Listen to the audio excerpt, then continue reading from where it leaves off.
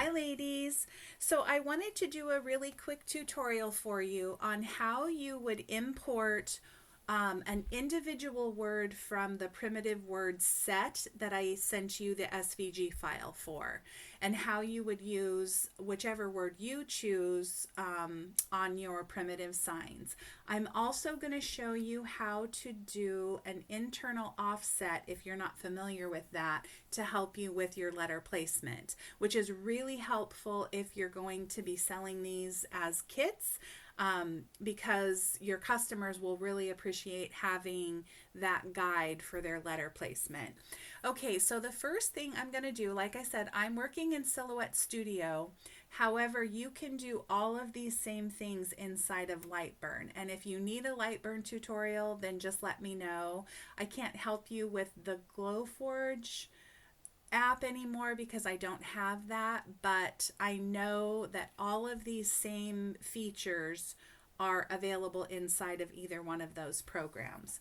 So the first thing we're going to do, whether you're working in Lightburn or if you have Silhouette Studio and you want to do it with color like I do, then we're going to go and grab that file and pull it into our program.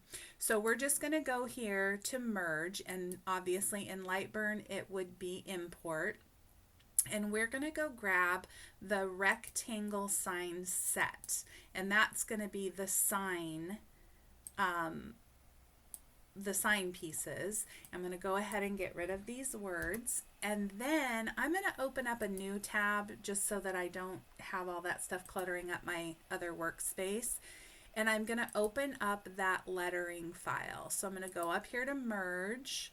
I'm going to find the word set, and we're going to open up all of those words. Okay, and we'll zoom out so we can see.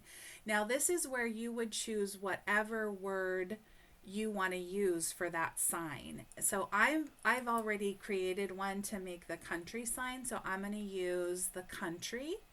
And I'm going to just right click and copy this. You can cut it if you want to, whatever is easy. And I'm going to come back over here and paste this onto my workspace. So if you were working inside Lightburn, you're going to have a nice big area to do the same thing with.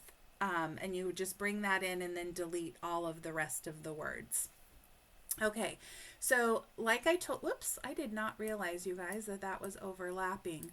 And I just messed those up. I try not to group things because if they're grouped inside of certain programs, then you can't ungroup them.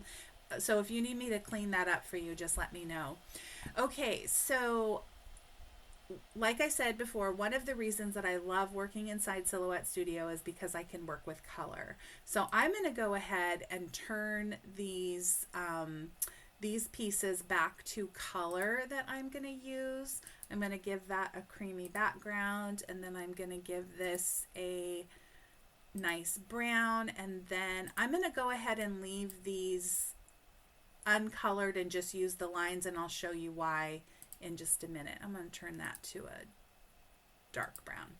Okay, now I'm going to select these two, and I'm going to come up here to my centering tools, and I'm just going to center them.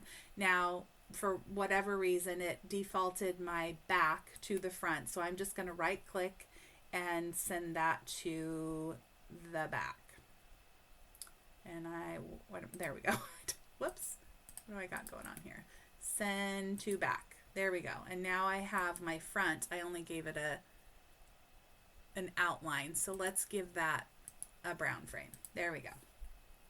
Okay, so now I'm going to bring my word over here, and I'm going to do the same thing. I'm just going to click on my background, and I'm going to hold down my shift key and click on my word, and I'm going to come up here to the center buttons, and I'm going to make sure that those are nice and centered. Now in Lightburn, there are also those tools up there that will help you do that. They look a little different, but they are there. Now what I'm going to do is I'm going to select this word, and I'm going to give myself some letter placements by doing an internal offset. You also have that internal offset button or feature inside of Lightburn. So I'm going to go over here to mine, and I'm going to click on the internal offset. So this is my offset button here, and then I'm going to click on internal offset. And it's going to default right back to where I had it, but I want to show you how you get those little tiny lines. So again, I have a slider here, and I think in Lightburn you just have the arrow button to help you. And you can make these as big or as small as you want. I like to have as little as possible to have to work around, so that I don't have anything showing through. So you can either use your slider or your buttons, and in this case I'll just use my buttons. And you see how I'm just getting these really tiny lines? That is perfect for me. I don't really feel like I need to have a lot of guidance. The less I have, the better, because I don't want anything to show. So you just kind of keep going to wherever you're comfortable with, and I think that this is good for me. Now, they're both red, so I'm going to come up here to, before I click off of anything, and I'm just going to change that, and I'm going to use black because I want my laser to engrave these lines for the letter placement, and black is my default setting that I have on my laser for engraving.